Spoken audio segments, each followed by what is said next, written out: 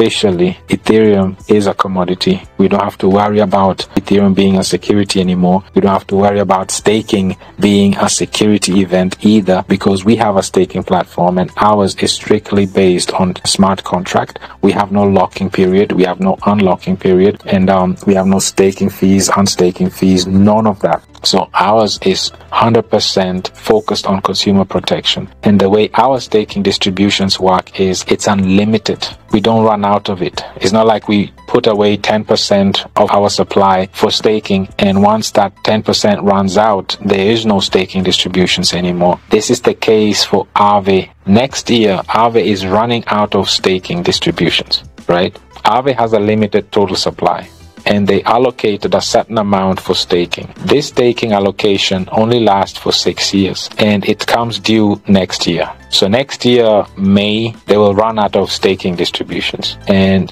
you won't be able to earn any rewards anymore. This is what we talk about when we say you need to be sustainable. You need to be scalable, efficient. And this is why we talk about using your volume efficiently. So as long as we have volume going, our community members, our stakers will always have unlimited USDC distributions in the form of staking. And this is what you want. You want staking to go on for decades and never run out. That's the type of ecosystem you want, that just keeps scaling, keeps growing, because this is what the blockchain technology is all about. The more it's adopted, the more it grows. So how can you grow and expand if you're not sustainable? If you run out of staking distributions and you're on a proof of stake platform, right? Imagine Ethereum running out of distribution. This is the reason why Ethereum has an unlimited supply, so that they don't run out of distributions. However, during slow days, low transaction days, Ethereum tends to become inflationary. It's only deflationary as long as there's a lot of transactions going on. And that's the risk, because right now the main competitor of Ethereum is Solana. And Solana has surpassed Ethereum already in terms of transaction fees. And who knows what's coming next? There might be another next something that is more stable than Solana, because Solana keeps having outages, right? And what if another competitor comes that is more stable than Solana and as fast as Solana? And this is where Ethereum is also heading. And once Ethereum achieves the status of cheap transaction fees and it's fast enough, all other blockchains will literally be obsolete then. And layer 2 blockchains are just here to assist with transactions as Ethereum is being updated, upgraded on a regular basis. But once it's achieved its full potential, Ethereum will be literally dominating the industry, because it just has so much liquidity, it has so many applications, so many smart contracts, adaptation, so many developers working on it. And it's blessed and it's been approved by BlackRock, because they chose Ethereum to be their blockchain of choice and deploying their liquidity fund on there as well. So that speaks for itself. And also all the tokenization is going to take place on Ethereum as well, specifically the US Treasury bills, the US debts. And also the largest stablecoin, which is USDC, its main home is Ethereum as well. Yes, Ethereum blockchain as well. And also Visa chose USDC as well for its main stablecoin, and all of that affects us directly. So as long as USDC stablecoin is doing great, so will we. We're about to experience a lot of that, a lot of innovation. We are about to experience a lot of liquidity entering the space. We see how also on the election front, political front, we see how these individuals are really campaigning hard for crypto and bringing awareness to crypto.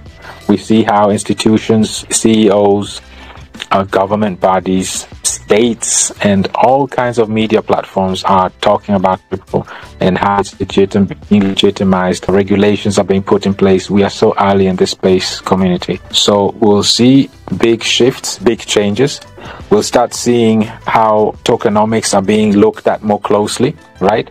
All of a sudden, tokenomics and fundamentals will play a major role. All of a sudden, sustainable staking distributions will play a major role. All of a sudden, deflationary will be now very important, because now the second commodity in Ethereum is deflationary, and they'll see the benefit of it. They'll also see the benefit of staking. and having a sustainable staking distributions. So all of these regulations and changes that are happening are just highlighting our ecosystem and are literally just showcasing the added value that we bring into the crypto space. And the most beautiful aspect of all of this, we don't have to change anything. We don't have to worry about the supply, the 20%. We don't have to worry about sustainable staking distributions.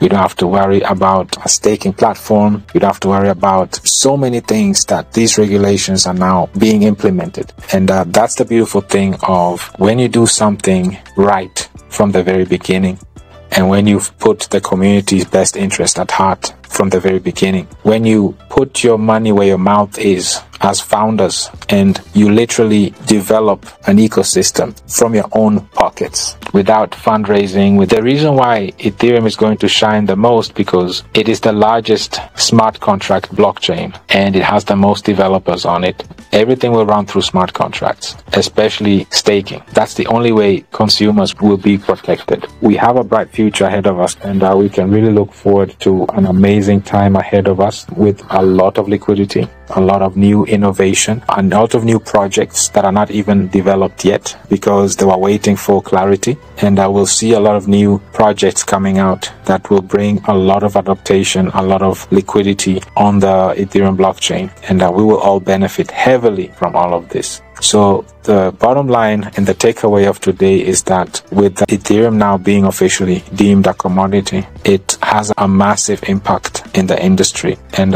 in the mid to long term, I strongly believe Bitcoin will be flipped completely, simply because Bitcoin is in the hands of JP Morgan. They'll be able to manipulate the price and they'll beat it down because it's in their best interest as well. If Ethereum takes over, we know how Larry Fink loves Ethereum. He speaks highly about Ethereum, talks about how all these tokenized assets, obviously they'll be on Ethereum because his liquidity fund is already on Ethereum, because Bitcoin that is being held with Coinbase, it's not doing anything. It's not generating any revenue for JP Morgan. So it's not an attractive investment. But purchasing Ethereum and being able to stake Ethereum and earn even more Ethereum, that's way more attractive investment for JP Morgan. This is why I'm saying that JP Morgan will be the largest holder of Ethereum, the largest staker of Ethereum, and they, in partnership with BlackRock, will literally dominate Ethereum. But the beautiful thing is that retailers will benefit as well, because you can only offer staking rewards if you buy Ethereum directly. As of now, you can't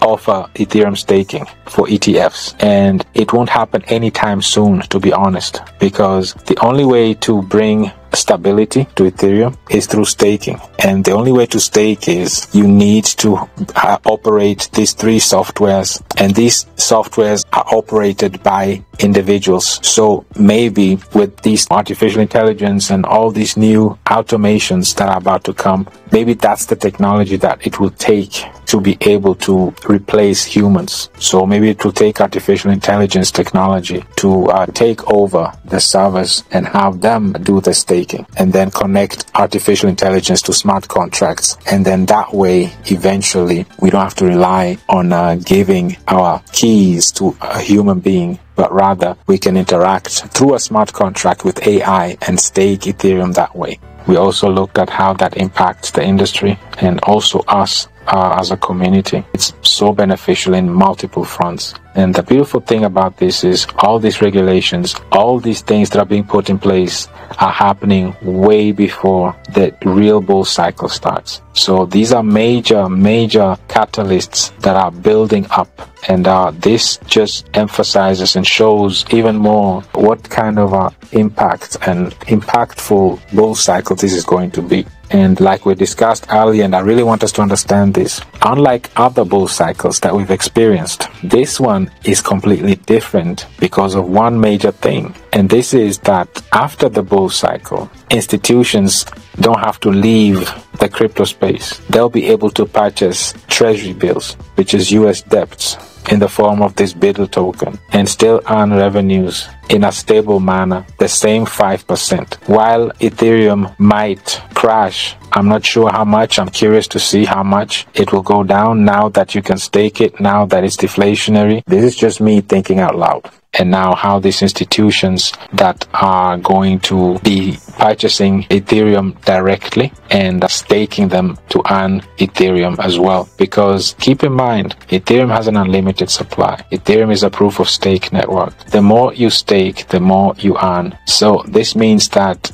the largest buyers will not be retailers, but institutions. This is major because that means that all that liquidity will literally be flooded to us in our ecosystem. And retailers control 70% of the transactions in an economy. And retailers are not fans of large market caps. They're fans of community tokens. And we know where they're going to invest. Something very, very similar to what the institutions have. What do the institutions have? They have the Bidder token, they have ETH that they can stake and they earn more ETH. So this is what retailers will also want. What other alternative do we have in the market? What community token can we stake and we get USDC distributions? What staking platform is sustainable like Ethereum that never runs out of staking distributions? Bullrun, they never run out of distributions because they are efficiently using their volume, trading volume, and are tying it to the staking distribution. So as long as there's volume and liquidity, there will be USDC distributions. So you see these parallels that retailers always want to be able to play the same game or have the same privileges that the 1% have. And our platform is offering just that. Unlimited USDC distributions, a sustainable staking platform. We are scarce,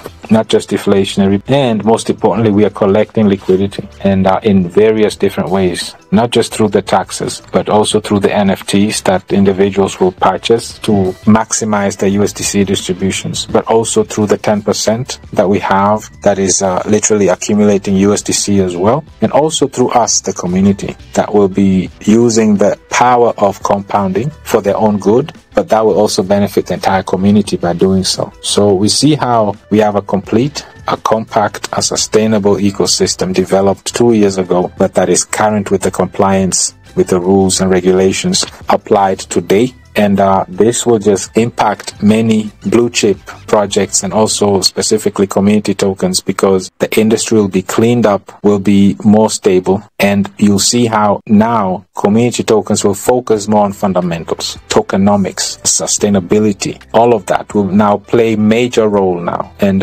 we'll be way ahead of that because we won't have to start from scratch. We will be having that already. And I believe it will make mainstream adaptation so much easier for us because we've been in the industry for 2 years already. As regulations are coming in, the more adaptation and acceptance of our ecosystem, our platform will be appreciated. We can really look forward to an extremely bright future and a massive bull cycle that is awaiting us. I just want to uplift all of us to let us know that the future is bright. This bull cycle is literally going to give us the opportunity to participate in this wealth distribution event. Everything is falling into place perfectly, especially now with Ethereum being a commodity. Nothing can stop us now. It's official. A lot of new innovations are about to take place, especially on the institutional side. We're about to see more custody of Ethereum. That's going to be a big business. Currently, staking has only been on crypto projects, but now we'll see JP Morgan offering staking in partnership with BlackRock. It's going to be extremely lucrative. Also, stable coins are going to pop up from everywhere. Like we discussed already, Wyoming is the first state to offer that. Many institutions are now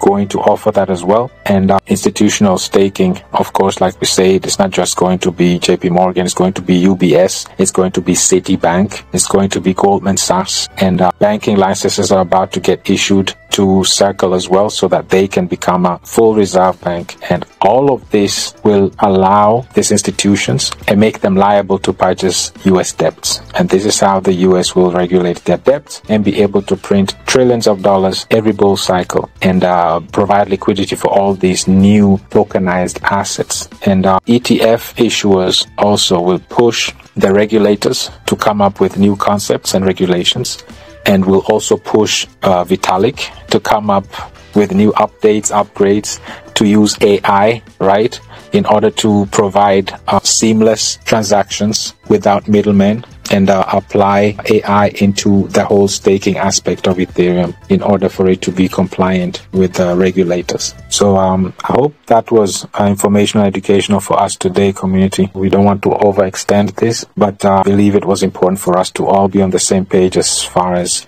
the impacts that Ethereum has now that it's a commodity. You have to ensure that you have mechanisms in place that are protecting the consumer. Are you retaining liquidity? Are you sustainable? Is your staking platform going through a smart contract? But that's the beautiful thing. If you do things the right way, it seems like it takes time, it takes long. But once the regulations now starts coming in, and once there's a structure, all of a sudden you realize that things will now start picking up really fast. Because while all those projects that were cutting corners, now they have to focus on consumer protection. Now they have to build in mechanisms that are deflationary, at least, if not scarce. Now they have to come up with ways how to have a sustainable staking platform. They have to come up with ways how to efficiently use their trading volume to just remain sustainable and to grow and to be expanding. Now you see how they have to look for all these ways to be sustainable, to be relevant. Meanwhile, we won't have to go through all that because we did things the right way from the very beginning.